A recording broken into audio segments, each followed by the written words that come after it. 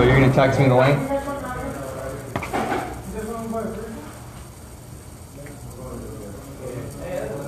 Are we live right now?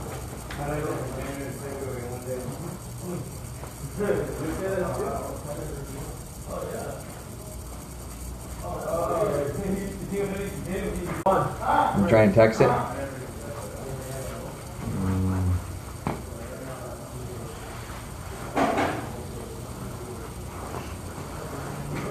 This is it, right? Yeah, you see it. So okay, I can share it.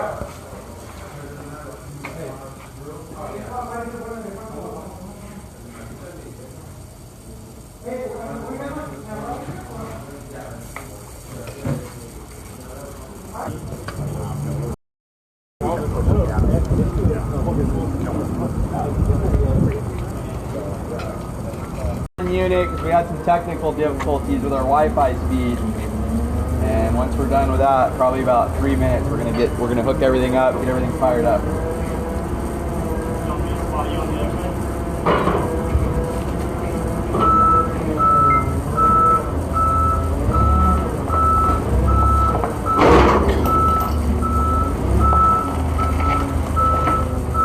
Yeah, just push it straight. That's perfect. Just take it straight back.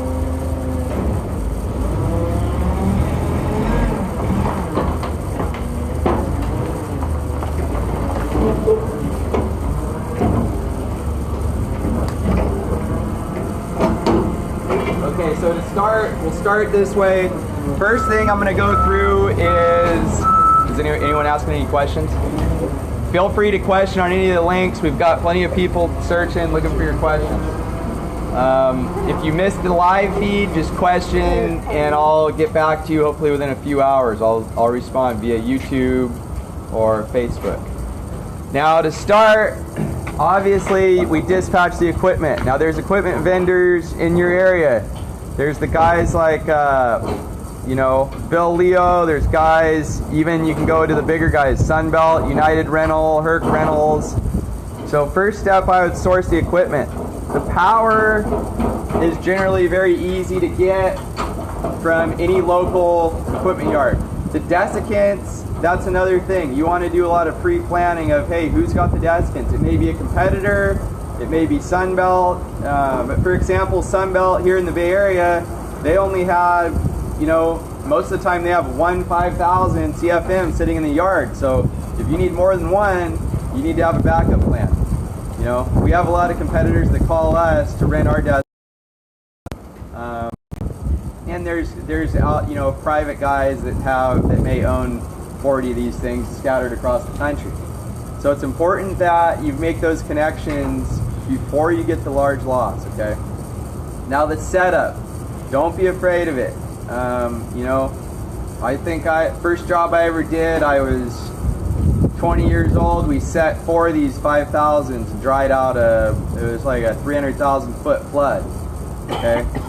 Let's get Tyler and Hammer, let's get these cords out and we'll get those ready to plug in. Tristan and I have been working together a long time, right? Do you have anything to say on just not being intimidated by the power and the size of the equipment? It's like a large loss.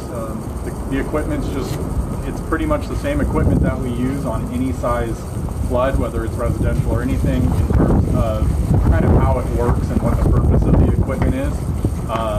It's just a larger piece of equipment. So in terms of being intimidated, I wouldn't really be intimidated. I mean, obviously when you've got semi-trucks rolling in and stuff like that, it can definitely be intimidating, not only for you but for the client as well, because they don't really know what's going on, and everybody gets intimidated when you see a semi-truck with equipment coming into the job.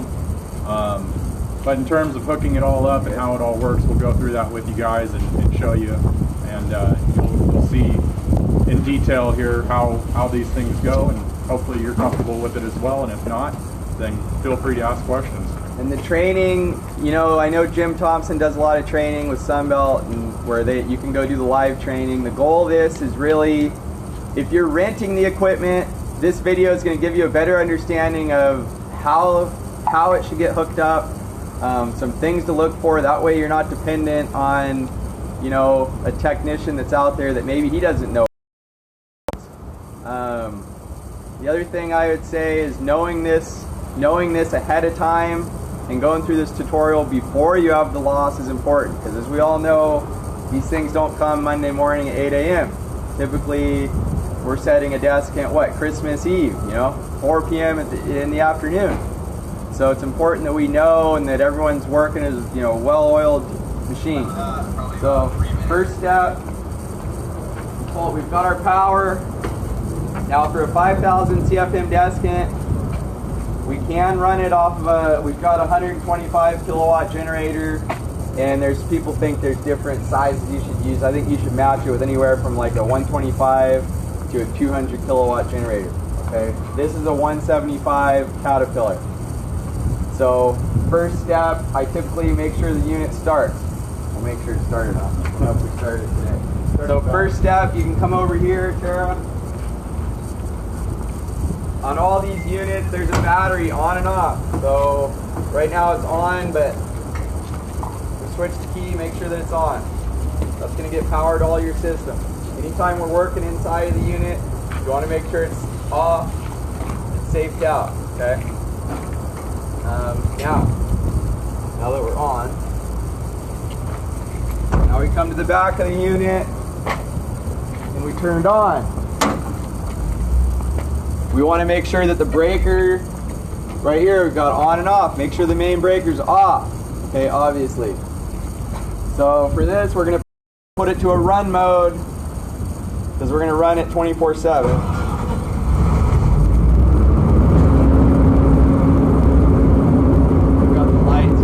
Now we're up and running.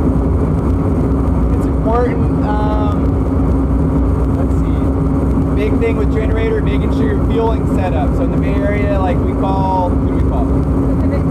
Pacific States fueling. That way we don't have to handle the fueling. We've got transfer tanks that, at least to get us through the first night, 100 to 200 gallon tanks. But you will burn a full tank of fuel, depending on the size of the auxiliary. You're going to burn a full tank every 12 to 24 hours. So make sure that your fueling's set up, okay? I like to warm the unit up, make sure this system's working, okay? Once it's warmed up, we shut it down, and we're going to connect all of our cam locks, okay? This is a big deal, making sure that you've got your colors matched. So let's connect these up, guys. So prior to, you want to make sure, well, if you own the unit, that all your colors match so you're not on the job, putting the wrong phasing to the wrong cam lock. Now you can zoom in a little on one of these, but as you guys can see, so this would be a female end. This is your female, this would be a male end. And it's just a twist lock, okay? So you can see Tyler, we press him in. Now for the speed of the video, we're trying to get this done, but there's a little notch on the inside, and that lines up with there's a little void on the male, okay? Does it matter which one you put in first, this one or this one? Put them all in at the same time. Big thing that matters is just making sure all your breakers are off, okay, and that the unit's off. And then once it's in, now you have to twist it, so twist it tight. A couple of these are a little loose. Now anyone that works with power every day, this is like second nature, but if you don't work with this equipment, it's, like an example is a guy plugging it in and then maybe he doesn't twist it, or he doesn't twist it tight enough, or he's trying to put the female to female. So it's important that these are all set. Also, now anytime you have the wire, the cam should be tight, but if it's loose where the cord wants to pull out, then you've got to take apart the cam and make sure that everything's tight, all your connections are tight. Okay, so now we're all set.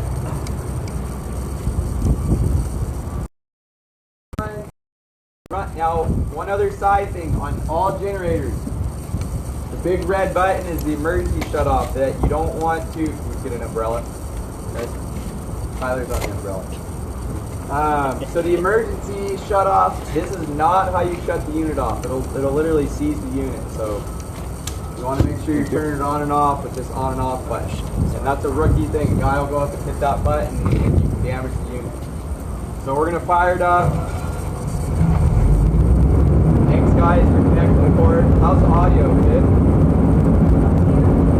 Where's the flathead screwdriver?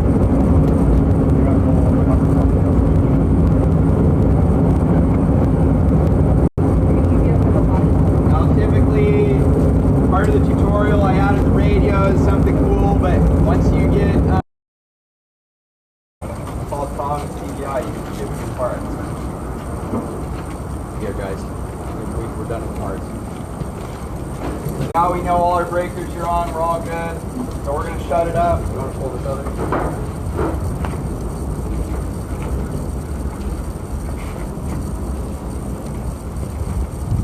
We got a few different live streams going right now. So we're going to shut this up because we don't want it open. You don't want guys reaching in there when the thing's better for just video and then the screen. right here. I got Yeah. We'll talk to Ryan about it. So how will you like get? Oh, nice. right here. Yeah. Power on. Not bad.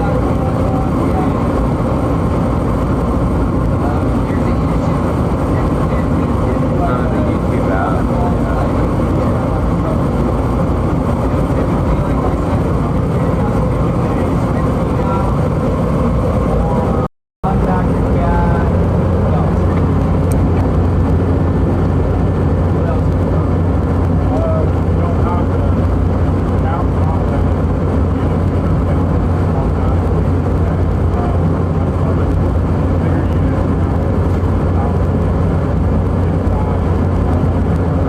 Where'd you get the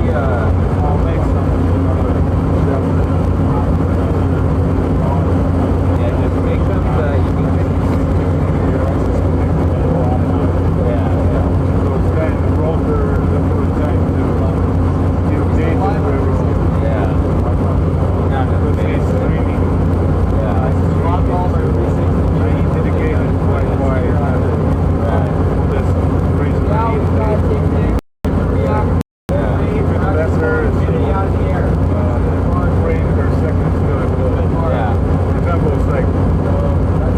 Oh, I know. I think next time, video, regular video with the 360 and then live stream on the phone, and then you can post the video later. Yeah, I think it's better. It'll be way better quality. You only need one of them to be live, and then it'll take one of them. Yeah.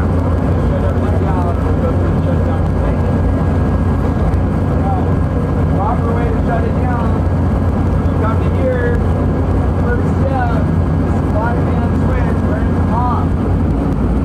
Now the unit's not going to shut off immediately because it needs to go through a cool down period. So there's heat banks in there. You just go shut the dead man switch off. You can damage the unit. Heat banks won't get a chance to cool down.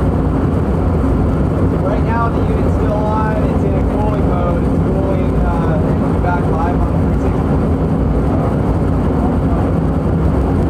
Okay, we're offline. We're going to get the 360 back up here. So now we've got our heat banks. They're still cooling down. It needs to take a few minutes to cool down, especially after we take it off. It takes a let those cool. And then quick to show you how we set the nuts up, different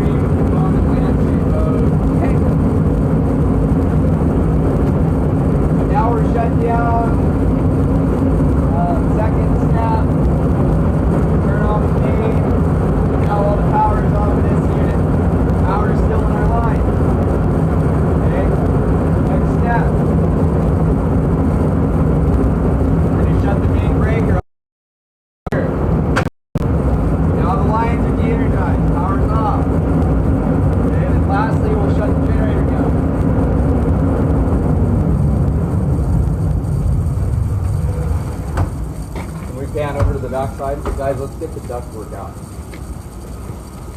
Let's just get them untied. And then I'm going to talk about the spirals on them. Now on this particular unit, fueling, you guys can come around this side. This particular unit, fueling from here.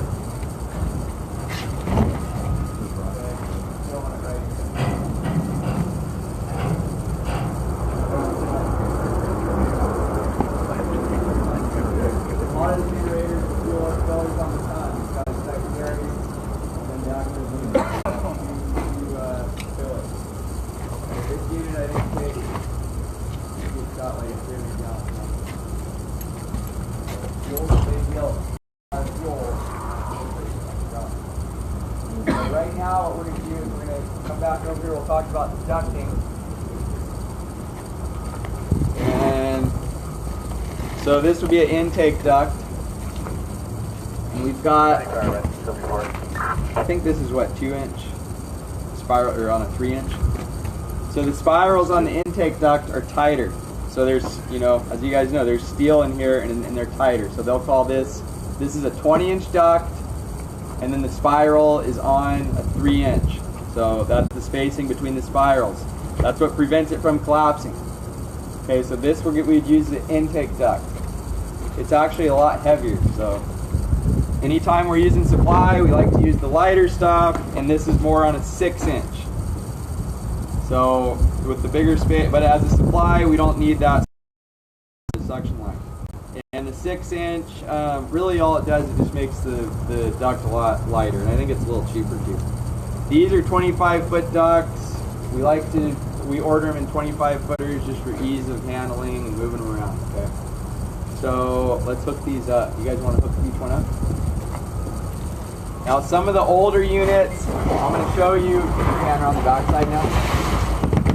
We have to move to 360, Greg? Tyler. That way it doesn't get covered in mud.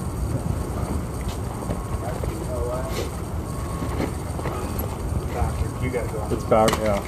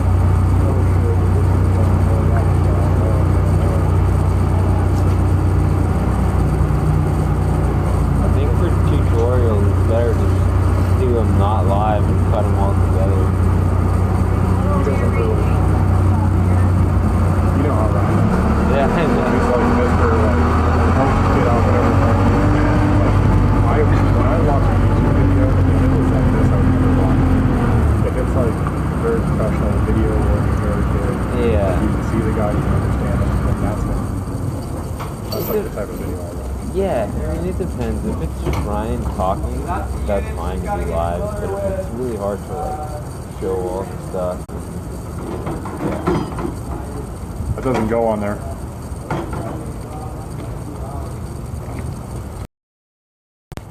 But yeah, there's also the aspect that a lot of the content is good, as long as you can get it like okay quality. These units, very nice. They've got some cams, you know, we screw them out. The older units, you need like, you got a reference on all the parts.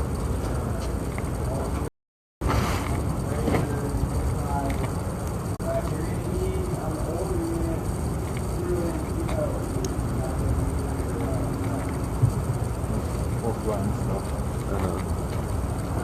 Yeah, that's better.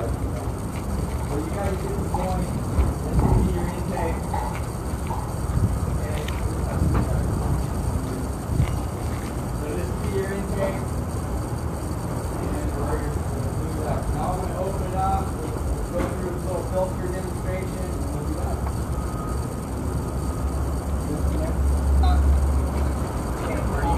Go there. I just pause this one so I'm going to make another one. Someone have a set of car keys? Yeah. Okay. You want to open these up?